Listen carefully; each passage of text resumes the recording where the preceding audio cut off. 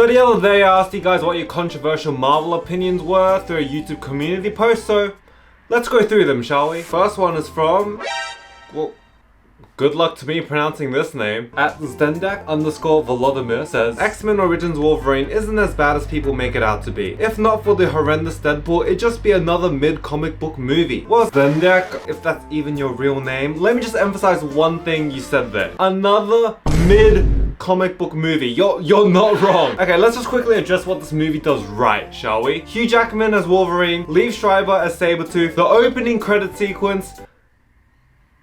That's it. The way this movie goes from a story about Logan trying to live a peaceful life after violence and war and trauma to the most bombastic action movie with the cheesiest scene is absolutely bonkers. Cool guys don't look at explosions.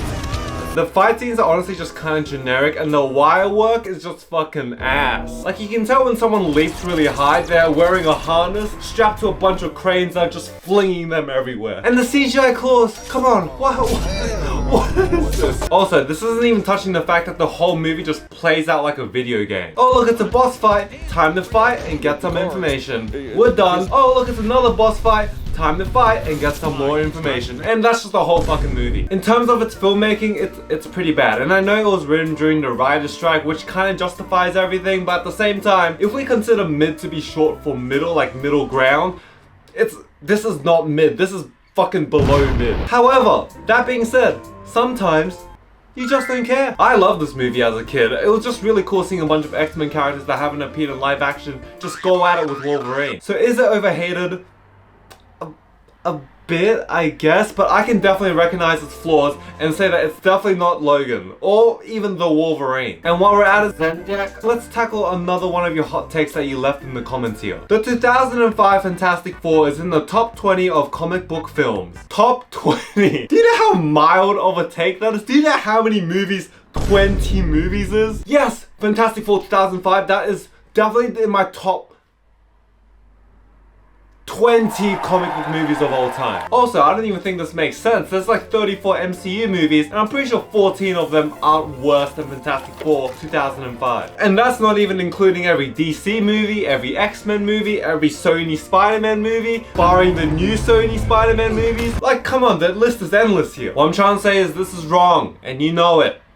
But you do you, I don't really care. At Caleb Murphy 9406 says, Thanos is more interesting at the end of Endgame than he is in Infinity War. They worked so hard to make him sympathetic in Infinity War that he's basically the de facto main character. In Endgame, he leans into his role as a villain and abandons his remorse and flimsy justifications for basically just wanting to murder people and control everything. Okay, first of all, Caleb, I see your username all the time, so thanks for being a consistent watcher. Second,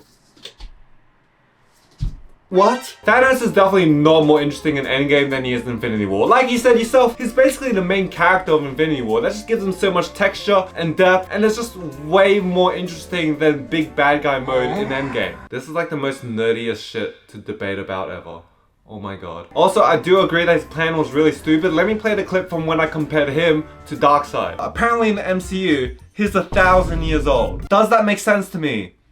Not really. 1,000 years is a long ass time to plan how you're gonna solve food shortage, and the best you can come up with is to kill half of everyone. Thanos in Endgame just feels like a way younger version of Thanos in Infinity War. Like, he doesn't have the wisdom, he just doesn't carry that aura, you know, that big fuck you up aura. But I also agree that it's cool to see Thanos go full villain mode on the Avengers and just go all out. Like, fuck it, he's there to kill them. At BillBill6094 says, Miles Morales is an all-around mid character that's been carried to great heights because Spider-Verse 1 was such an amazing movie. But when you get right down to him as a character, he is pretty boring and nondescript while also being utilized poorly in the comics. There's a reason most people know him from an origin and not from an arc. The best thing Spider-Verse did for his character was to make him an every kid, so at least— listen dude, I've seen you comment a bunch of times on my videos, so I appreciate you, but I'm subjecting everyone to your fucking goddamn thesis essay you wrote here. If anyone wants to read the whole thing, I'll link the original post in the description below. I'm gonna be honest, I don't know much about Miles Morales apart from the mainstream media he's in, so this does seem like a valid argument. I just think it's hard to introduce a brand new character in the last 20 years and make them stick for good. In fact, I think it's incredibly difficult. Like, has there actually been a fresh main character that's been introduced in the last 10 years that actually stuck around? Kamala Khan, maybe? Yeah, it's hard for me to say anything about this because I'm not an avid Miles Morales reader, but he is low-key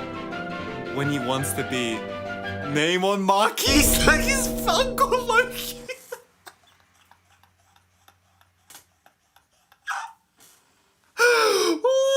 But it is hard for him to grow as a character, especially when Peter Parker is still around. It was like when Barry Allen Flash died and Wally West took up the mantle. Wally West actually became everyone's favorite Flash, and that was only because he took up the mantle, was treated seriously as a character, and was allowed to just stand on his own. Miles Morales, however, now being thrown in the main Marvel universe along with a bunch of other fucking spider people, he doesn't really have that chance. Anyway, yeah, I guess I agree, but he does seem to be hitting the strides with mainstream audiences now, so they're doing something right, you know? SJ Gaming 1599 says, the black leather suits in the Fox X-Men films were kinda cool even if they weren't comic accurate. Yeah, if the actors could fucking move in them and we all just got memory wiped of what they were meant to look like, sure, yeah.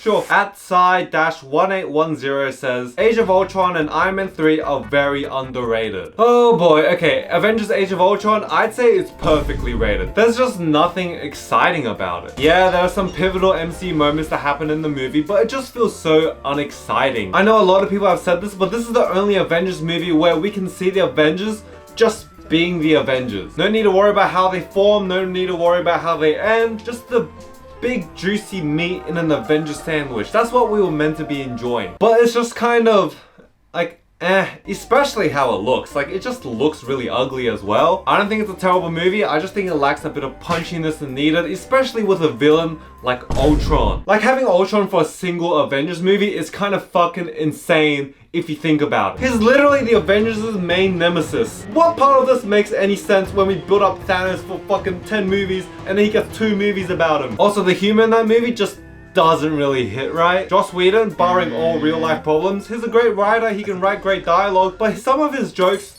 make me do the opposite of a laugh. And Age of Ultron was probably the first movie I walked out of a cinema being disappointed after watching it. It was probably the most excited I've ever been for a movie at the time, but I just walked out of the cinema feeling like it was fine, I guess. And Iron Man 3, I think it's a fun movie. I didn't really get the hate for it either, apart from the whole Mandarin twist thing. At Screen Geek says, the Wolverine's third act is very underrated, and I thoroughly enjoyed it. Well, I'm glad someone enjoyed that piece of shit of a finale. To this day, I still can't believe they made Silver Samurai into a big fucking robot. Like, are you serious? Are you kidding me? One of Wolverine's most badass adversaries got turned into old Japanese ironmonger instead. I think the movie was so close to being really good. I just think the script just needed one more round of edits and feedback from people before they started filming. At Josh Air says, Superman should not be fast because it takes away from the Flash's only ability. Not Flashes with an apostrophe indicating ownership, but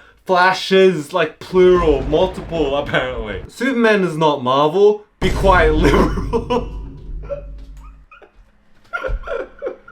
Oh gosh, election season in the US just makes everyone go crazy, I think. At the Invincible-09E says, Quantumania was gas. Yeah, it was gas, alright. Gas out of Mickey Mouse's dirty little butthole. Okay, so let's end this video on a banger of a note by at Kittens Carrot and More 1636, who says, this one gonna grind some gears. I don't really like the Raimi movies that much. Spider-Man 2 is the worst Sam Raimi Spider-Man movie. Spider-Man 3 is the best Raimi movie. Every home trilogy Spider-Man movie is better than any Raimi Spider-Man movie. I hate Tobey Maguire as Spider-Man. I don't really like Andrew Garfield as Spider-Man. Tom Holland is the best Spider-Man. Andrew Garfield's Spider-Man and Emma Stone are not cute, but Tom and Zendaya are. I also don't like the Amazing Spider-Man 2 suit. I like the suit at the end of No Way Home. Listen, Kittens Carrot and More 1636. This is either complete rage bait, which I'm sure will work on a lot of people, or you need to be cast out from human society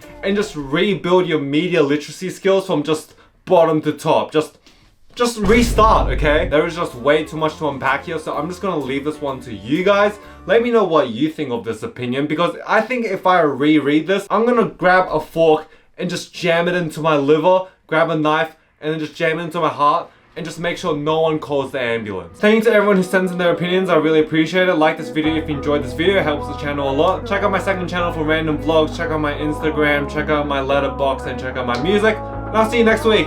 See ya. 10-1-5 in the open night, I can't help that I feel so